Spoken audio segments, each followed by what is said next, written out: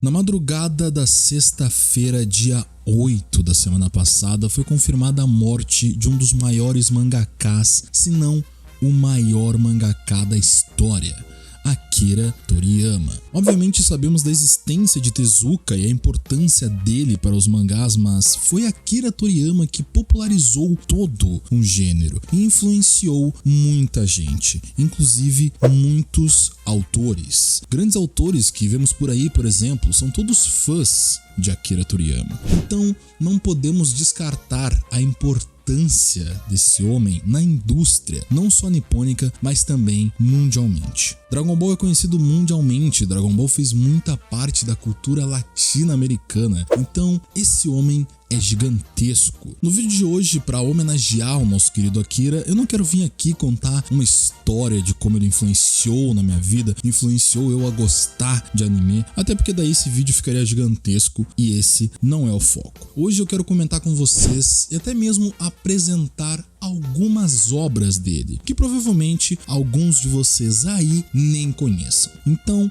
bora lá!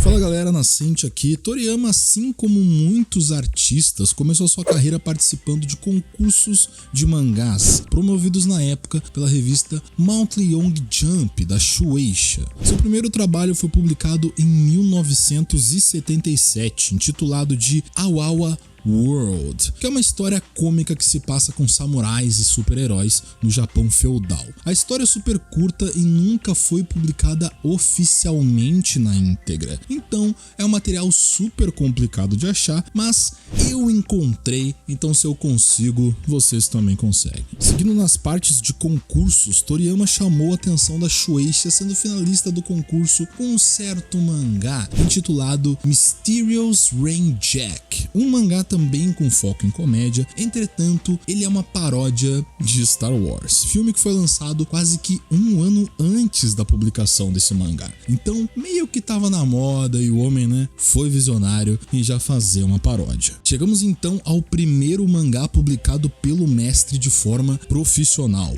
Wonder Island, de 1978. Um mangá completamente nonsense, mostrando todo o potencial do Akira para comédias. Inclusive, esse primeiro trabalho do Toriyama foi publicado aqui no Brasil pela Conrad na compilação Marusaku, que compilava histórias do Toriyama e foi lançado no ano de 2006. Agora comenta aí e me diz se você acha que o primeiro mangá do mestre era Dr. Slump, porque como viram por aqui, não foi. Antes de falarmos sobre o seu primeiro sucesso de fato, em 79, Toriyama também publicou 2 one-shots, que contariam com personagens que iriam fazer breves participações em sua futura nova série. Esses one-shots seriam Today's Highlight Island e Tomato Girl Detective, ambos de 79. Chegamos então ao seu primeiro trabalho em grande escala, que já deu uma certa popularidade para ele. Dr. Slump é conhecido como um dos seus mangás mais divertidos, e nele conhecemos Dr. Norimaki, que acabou de criar a androide Arali, sim,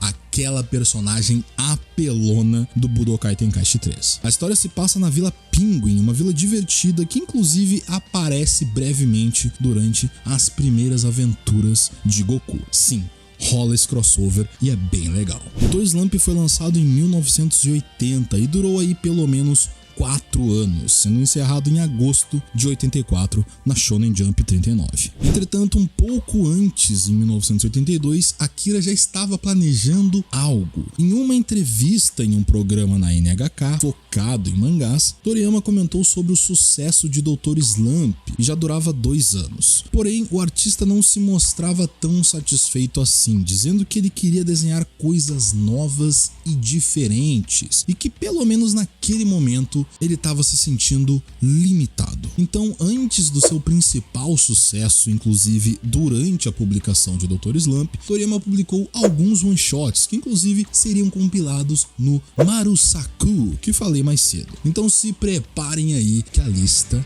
é grande.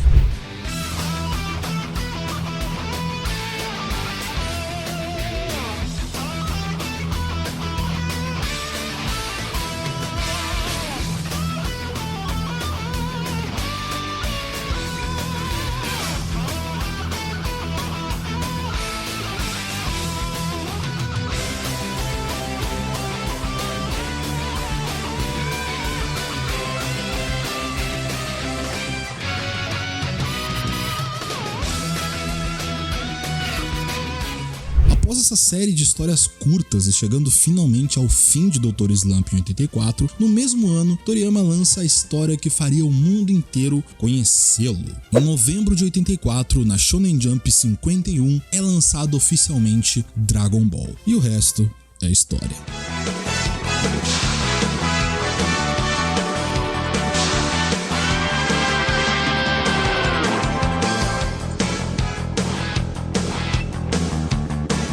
Uma coisa muito engraçada sobre o tamanho de Dragon Ball é ver o quanto Toriyama ficou ocupado durante a publicação desse mangá. E o homem era simplesmente viciado em trabalhar. Vou citar aqui, por exemplo, o ano de 1990, quando já existia, por exemplo, o anime de Dragon Ball Z, confirmando o enorme sucesso da série. Neste ano, além do mangá de Dragon Ball ainda estar em publicação, o homem simplesmente tinha que trabalhar com os filmes de Dragon Ball que saíram na época, conseguiu lançar 2 livros de ilustrações, um em janeiro e outro em setembro, publicava capítulos de outros mangás, como Cashman, durante a publicação de Dragon Ball, trabalhava com character design para a Square com Dragon Quest IV e, claro, de forma geral, cuidava da marca Dragon Ball, que estava sendo assediada o tempo todo, com jogos saindo para consoles da época, etc. Agora, como esse homem conseguia fazer tudo isso durante a publicação de Dragon Ball, que estava no auge, não sabemos. Já sabemos do quanto popular foi Dragon Ball, porém ainda temos outros trabalhos do Akira para citar aqui nesse vídeo. Então, se tá curtindo todas as informações desse vídeo até aqui, se inscreve aí para não perder os próximos vídeos. Em julho de 93 foi publicado mais uma história curta do autor, que também seria compilada anos depois. Go Go Akimen, uma trama onde acompanhamos um demônio que acabou de despertar de um sono de 50 anos. E sim, ele tem essa aparência aí do Trunks. Um pouco depois do final de Dragon Ball em 95, Toriyama seguiu lançando algumas histórias curtas e fechadas, afinal foram anos exaustivos com Dragon Ball, com prazos complicados e ainda tendo que lidar com a marca de forma geral. Ou então que chegou ao mundo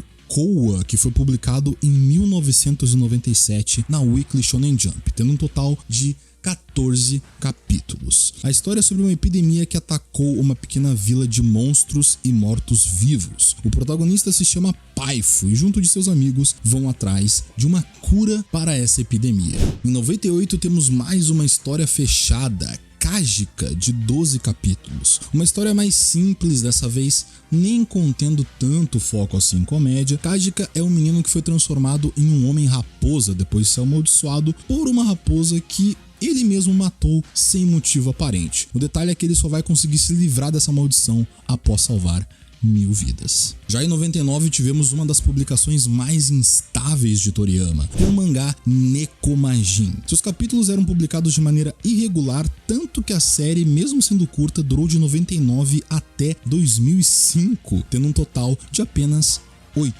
capítulos. Em Nekomajin vemos uma paródia do próprio Dragon Ball, e esse é um dos mangás que mais mostra a qualidade do Akira para escrever comédias. A história brinca com diversas ideias exploradas em Dragon Ball, então para quem já é fã, vale a pena conferir. Agora, chegando aos anos 2000, temos a publicação de Sandland. A história se passa em um futuro, num mundo desértico, onde humanos e demônios vivem juntos, num local conhecido como Sandland. Esse também é um trabalho curto do Akira, mas dessa vez Sandland vem tomando uma certa notoriedade, visto filme e animação já lançado e até mesmo um game baseado no material original. Em quesito de produção, tanto o anime quanto o jogo de Sandland é uma das últimas obras que o Akira Toriyama se mostrou completamente envolvido, tirando claro o futuro Dragon Ball Daima, que ainda não foi lançado e é o último trabalho oficial do Toriyama. Se vocês tiverem interesse em consumir o material original de Sandland, a obra possui exatos 14 capítulos. Chegando agora em 2008, Katsura Akira, uma parceria com o mangaka Masakazu Katsura, de Zetoman, onde vemos o universo dos patrulheiros galácticos de Jaco ser ainda mais explorado. E aproveitando que estamos falando em Jaco, publicado em 2014 na Weekly Shonen Jump com 11 capítulos, Jaco, o Patrulheiro Galáctico é um dos trabalhos mais recentes do Toriyama. E se trata de um spin-off de Dragon Ball que conta o período em que o Jaco esteve na Terra antes da chegada do Goku.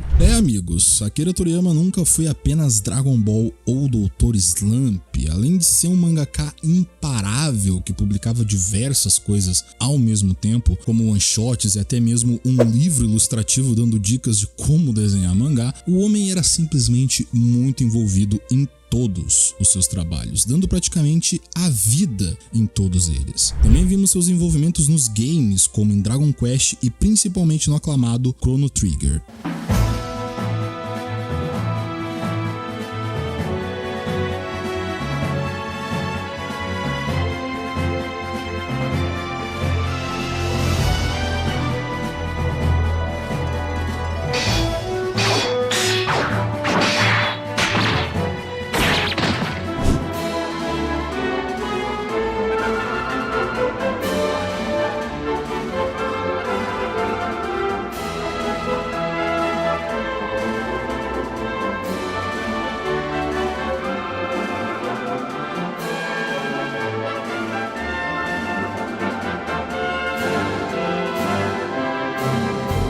Akira, além de ser uma pessoa muito trabalhadora, também jamais deixou de se acomodar, mostrando isso lá em 82, quando mesmo com o sucesso de Dr. Slump, ainda queria escrever algo novo. Ele nunca se acomodou. E esse algo novo e todo o resto de suas obras são o legado que Akira Toriyama nos deixa. O autor vai, mas as obras ficam. Muito obrigado, mestre, e até a próxima.